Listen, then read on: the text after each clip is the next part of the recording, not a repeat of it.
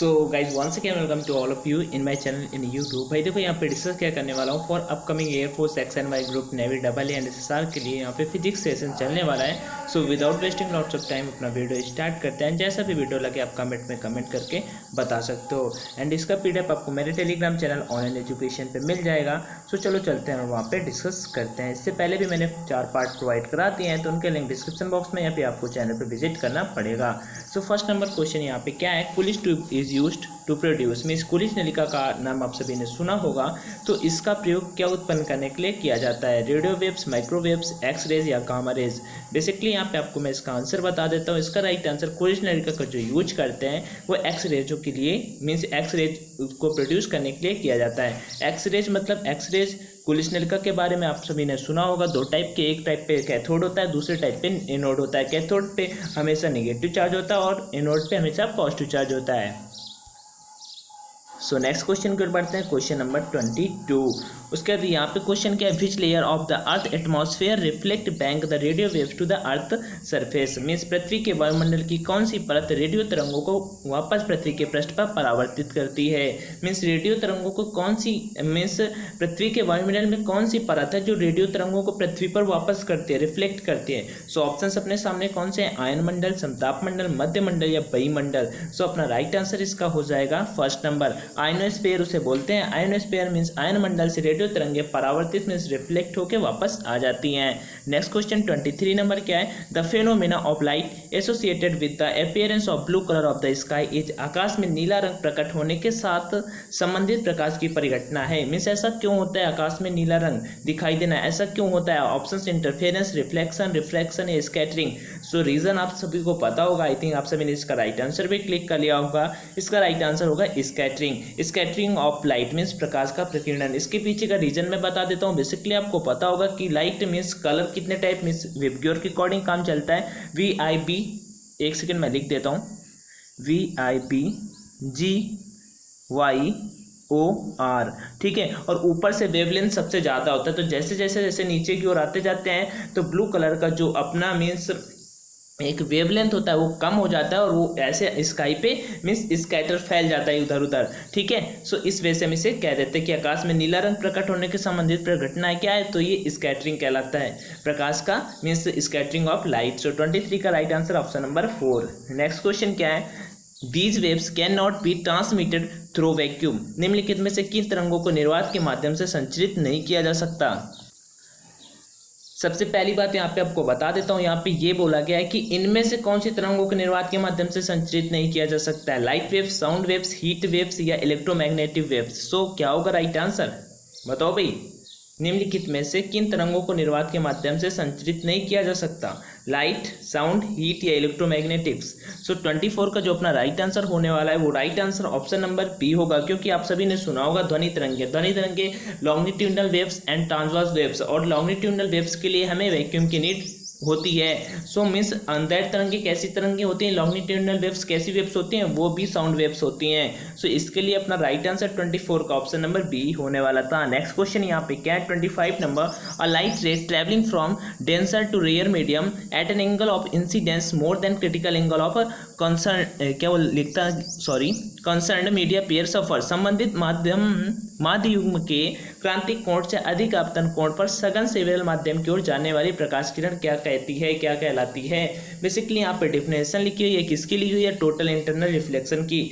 संबंधित माध्य युग्म के क्रांतिक कोण से अधिक आपतन कोण पर सघन से विरल माध्यम की ओर जाने वाली प्रकाश किरण क्या कहलाती है, वो कहलाती है समग्र आंतरिक परावर्तन। सो राइट आंसर 25 का ऑप्शन नंबर 4। नेक्स्ट क्वेश्चन यहाँ पे क्या है, dioptre is the unit of, dioptre किसकी इकाई है, पावर ऑफ लेंस, लेंस की क्षमता की,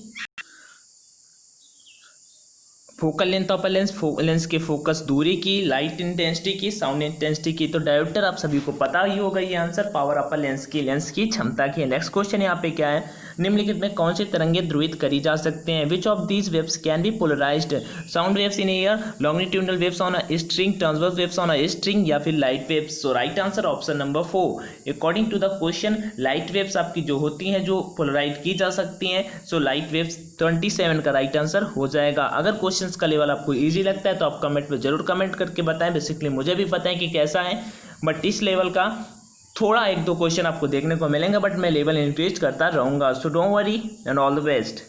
rainbow is form due to, इंद्रधनुष के कारण से बनता है, किस कारण से बनता है? बेसिकली इंद्रधनुष बनने के 3 रीजन्स होते हैं। पहला आप बोल सकते हैं रिफ्लेक्शन, दूसरा रिफ्रैक्शन और तीसरा आपका डिस्पर्जन। बट यहाँ पे ऑप्शन देख लेते हैं कौन कौन से होने वाले हैं। हाँ, ये देखो ऑप्शन नंबर 4 पे आप दिखाई दे रहा हो आपको, रिफ्रैक्शन एंड रिफ्लेक्शन दोनों है, अपवर्तन और परावर्तन। बट यहाँ पे डिस्पर्जन होता तो और भी बेटर हो जाता, बट अपना राइट आंसर क्वेश्चन के अकॉर्डिंग ऑप्शन नंबर 4 होगा कि reflection and refraction.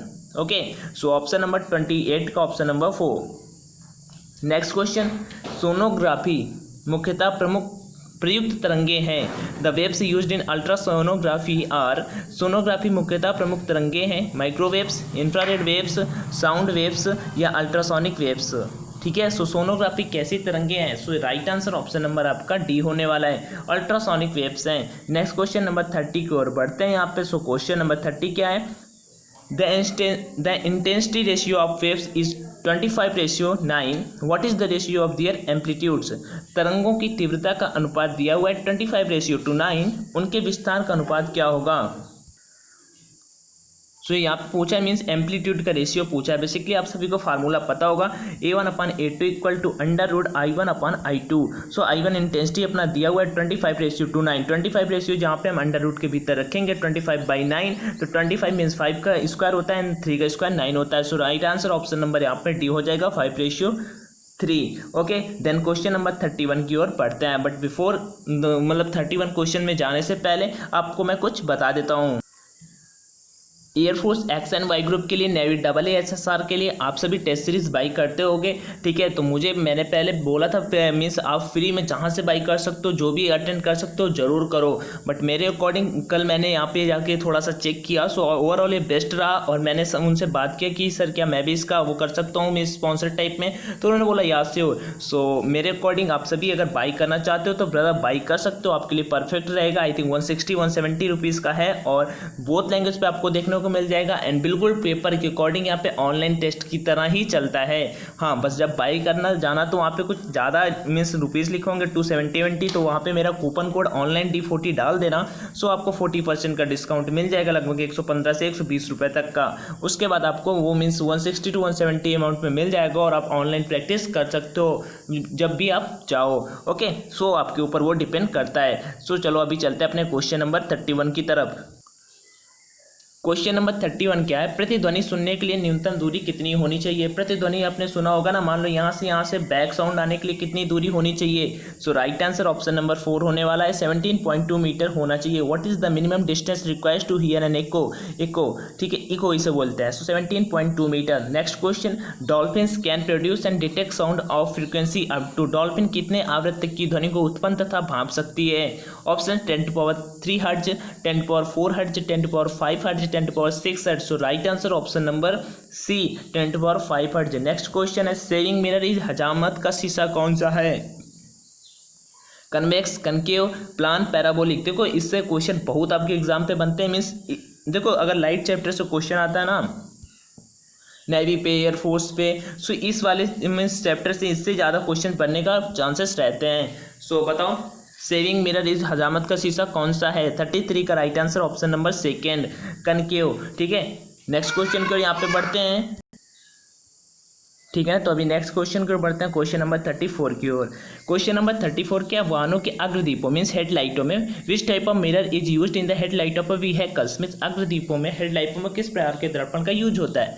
So options अपने सामने, plane mirror, concave mirror, convex mirror या पैराबोलिक मिरर। आप सभी इसका आंसर बताओ, मैं आपके आंसर का वेट करूंगा 1 2 3 4 एंड जो भी राइट करेगा मैं उसका मीन्स बताऊंगा कि भाई आपका राइट है कि गलत है, मीन्स राइट है कि रॉन्ग है। 35 number question, waves that are required for a long distance wireless communication are, लंबी दूरी के बेतार संचार के लिए अपेक्षित तरंगे हैं। कौन सी है? Infrared rays, ultraviolet rays, radio waves या फिर माइक्रोवेव्स। सो राइट आंसर 35 का क्या होने वाला है? बेसिकली सबसे ऊपर जाने वाली वेव्स कौन सी है? Radio waves. सो 35 का right answer option number 3। Next question, कारों के हैंडलैप में प्रयुक्त दर्पण किस प्रकार के होते हैं? I think same question repeat हो गया तो उसके लिए सॉरी। सो आप आंसर बताओ इसका भी, मीन्स वो 34 था। एक सेकेंड, 34 नंबर। 34 एंड 36 सेम ही है, तो एक का आंसर मुझे आप सभी से जानना है। सो आप सभी कमेंट में कमेंट करके जरूर बताना। दृश्य spectrum means what is the wavelength of visual spectrum, ये आपका एयरफोर्स एग्जाम पे अभी लास्ट टाइम आया था, ये मैंने रिव्यू भी दिया था, तो वहाँ पे मुझे याद भी है। सो दृश्य स्पेक्ट्रम का वेवलेंथ कितना होगा बताओ। 37 का right answer option number second यहाँ पे राइट हो जाएगा। 3900 angstrom to 7600 angstrom, so right answer 37 का ऑप्शन नंबर सेकेंड। नेक्स्ट 38, सूर्य के प्रकाश का कौन सा भाग और कुकर को गर्म कर देता है। Which of the following parts of the sunlight makes the solar cooker hot, so बताओ भाई सोलर कुकर को कौन सा पार्ट गर्म कर देता है, अल्ट्रावायलेट, रेड लाइट, इंफ्रारेड या फिर कॉस्मिक रेज। सो राइट आंसर ऑप्शन नंबर 38 का थर्ड नंबर इंफ्रारेड वेव्स, अवरक्त। नेक्स्ट क्वेश्चन, इलेक्ट्रॉन सूक्ष्मदर्शी का आविष्कार किसने किया। किसने किया इलेक्ट्रॉन सूक्ष्मदर्शी का आविष्कार। सो नॉल एंड लुस्का नाम के दो साइंटिस्ट थे, उन्होंने जाके इलेक्ट्रॉन सूक्ष्मदर्शी का आविष्कार किया था। नेक्स्ट क्वेश्चन, क्वेश्चन नंबर 40, आज के मेन सेशन का लास्ट क्वेश्चन है, बताना आपको, बट इसका भी आंसर मैं आपको बताने वाला हूँ। बेसिकली 2 क्वेश्चन एक ही में कंक्लूड हो गया, तो उसके लिए सॉरी। अंदर तरंगे किस में से नहीं गुजर सकती हैं। सो अंदर तरंगे वैक्यूम में से नहीं गुजर सकती हैं। अंदर तरंगे सबसे ज़्यादा ठोस, द्रव, गैस, इन तीनों में से गुजर सकती हैं। सो राइट आंसर 40 का ऑप्शन नंबर यहाँ पे ए नंबर। बाकी सॉलिड, लिक्विड एंड गैस इसका जस्ट अपोजिट था।